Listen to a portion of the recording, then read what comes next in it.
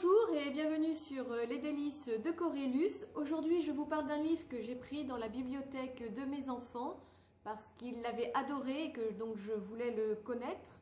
Il s'agit du tome 1 de Vital Test, Sans repère, de Clara Sucher, paru l'année dernière chez Yuka Éditions.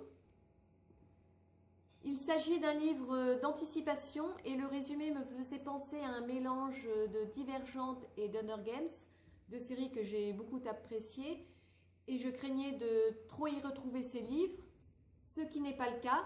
L'auteur a vraiment réussi à créer son propre univers qui répond à ses propres critères. L'histoire se déroule en 2167. Trois adolescents, Millie, Laurine et Julien, ont 15 ans, l'âge où ils doivent subir leur vital test, un lâchage initiatique dans un lieu inconnu.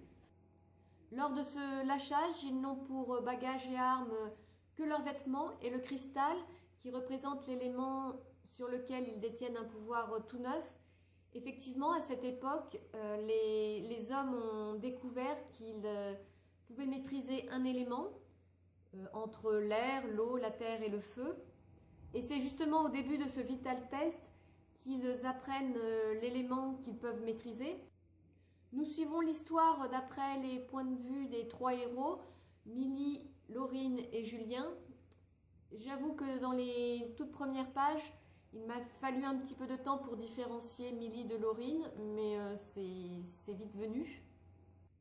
Dans ce roman, les relations entre les différents ados sont bien développées et nous sommes vraiment plongés dans leur monde. Pas toujours évident, d'ailleurs je suis bien contente d'être sortie de l'adolescence. Eux sont en plein dedans et tentent en même temps de maîtriser leur nouvel élément et de se débrouiller seuls dans la nature. L'histoire est bien menée, le rythme est soutenu, ce qui rend le livre totalement addictif.